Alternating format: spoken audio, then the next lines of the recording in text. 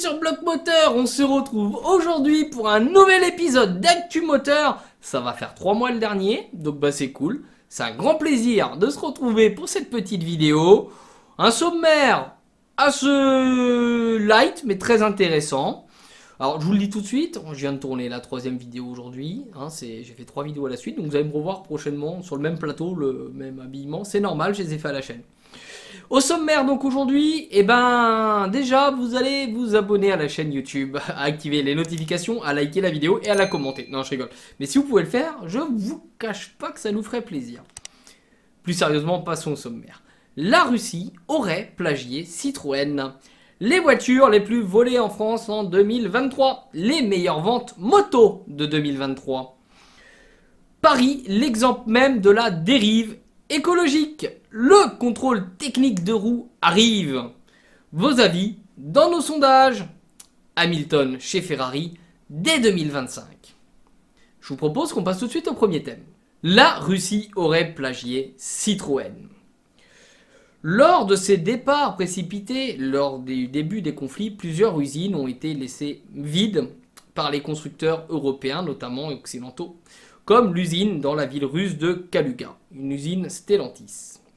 Apparemment, les machines y seraient toujours, et tout cela aurait été repris en compte par les autorités russes pour produire des Citroën en kit, avec plus de 42 kits pour pouvoir créer donc des Citroën C5 Aircross. Selon le site d'information 20 minutes, qui est notre source sur cette actualité, ce serait Dongfeng Motor, entreprise chinoise, en partenariat à l'origine avec Stellantis, qui seraient les fournisseurs de ces kits, pour contourner les sanctions occidentales. Une fourniture qui pourrait donc être illégale au regard de ces sanctions et des copyrights, puisque elles n'ont pas lieu d'être faites, puisque ce n'est pas Stellantis qui produit les C5, et vont donc à l'encontre de tout ce qui est en règle. C'est du plagiat, si l'information est confirmée, bien entendu. À ce jour, aucun moyen d'attester que c'est réellement le cas. Néanmoins, les doutes semblent insistants et potentiellement fondés. Cette situation pourrait-elle créer une escalade dans le conflit entre les Occidentaux et la Russie? Est-ce un aveu de confiance dans la fiabilité de ce modèle de voiture ou un simple choix logistique vis-à-vis des machines qui seraient présentes? Dites-nous votre avis en commentaire. Thème numéro 2, les voitures les plus volées en France en 2023. Selon le site Turbo, qui a dévoilé les véhicules les plus volés en France en 2023, se classe ainsi pour le top 10. En premier, la Renault Clio 4 avec 2378 modèles volés. En deuxième, la Renault Mégane 4 avec 1297 véhicules volés. Troisième, la Peugeot 3008-2 avec 1181 exemplaires volés. Juste devant la Peugeot 308-2 à 1177 vols. Cinquième, le Toyota RAV4 5 avec 1151 vols recensés. Sixième, le Peugeot 208 avec 1091 vols qui devance la Peugeot 208-2 avec 1006 vols qui lui-même est devance donc la Renault Clio 3, 985 unités, Renault Master 3 première utilitaire, 934 unités volées, et 10e, la Renault Mégane 3 avec 683 unités volées. Soit sur les 10 premiers, 5 véhicules de la marque Renault, 4 de la marque Peugeot et 1 de la marque Toyota. Ce critère est à prendre en considération avant achat. Pourquoi? Puisque cela peut avoir un impact direct sur le montant de votre cotisation d'assurance. Plus un véhicule risque d'être volé, plus les mensualités de votre assurance pourraient augmenter. Parce que qui irait voler une Lada? Vous avez moins de chances de faire voler votre Lada que de vous faire voler votre Peugeot 208 par exemple. Ces chiffres restent néanmoins à nuancer face au nombre même de ces véhicules en circulation. Plus il y en a des véhicules, plus vous avez de chances qu'ils soient volés. C'est le principe de l'offre et de la demande, en quelque sorte. Et sachez par exemple, à titre d'information, que le modèle le plus vendu en 2023, c'est la Clio CQFD. Thème numéro 3, les meilleures ventes moto en 2023. Nous avons commencé courant 2023 à vous parler des deux roues sur bloc moteur. C'est donc l'occasion de parler des chiffres des ventes des modèles en classant en top 10 de ces ventes. En premier, un modèle qu'on vous a présenté lors de sa sortie, la Honda Hornet CB 750, environ 4800 ventes. Deuxième, la BMW R 1250 GS plus la R 1300 GS qui lui succède, 3540 unités environ. Troisième, Yamaha MT-07 qui perd la tête, 3489 unités. Devant la Yamaha Ténéré 700, 3161 unités. Kawasaki Z900 5e, 6e Yamaha MT-07 Tracer, 7e BMW R 1250 GSA, devant la 8e place de la Zontes ZT 125, donc la première 125, 2681 unités. Lui, elle-même devant la Yamaha Tracer 9, 2594 unités. 10e, la Triumph Speed Triple, 2502 unités.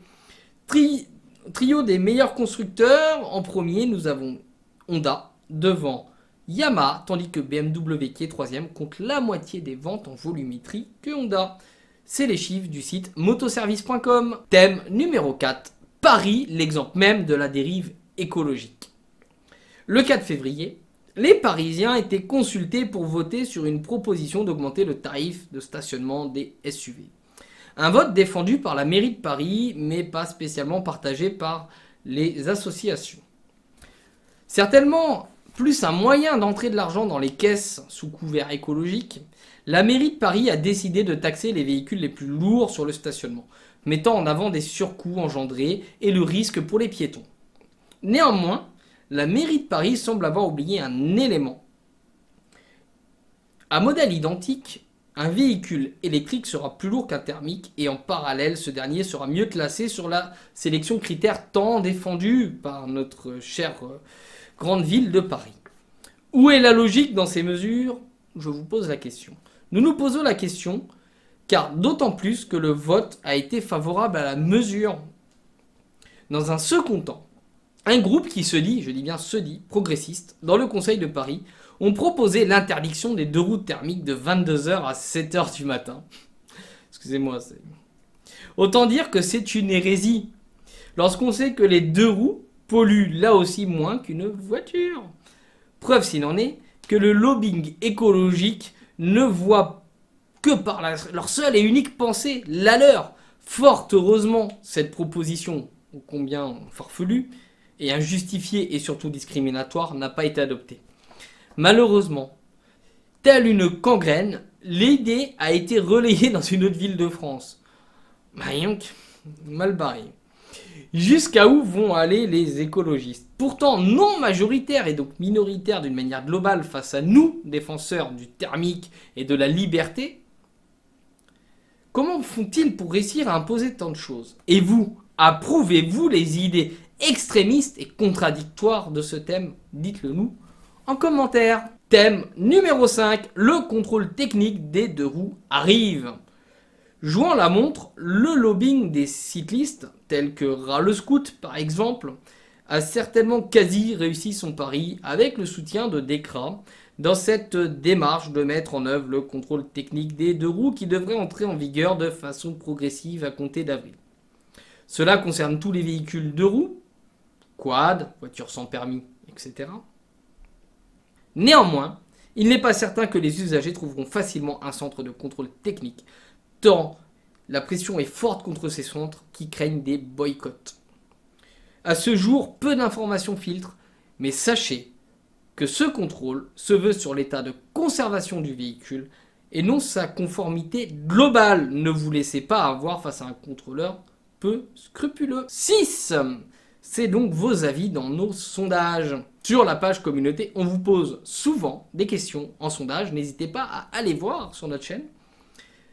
À la question, saviez-vous que la couleur de votre véhicule peut impacter ses performances mécaniques?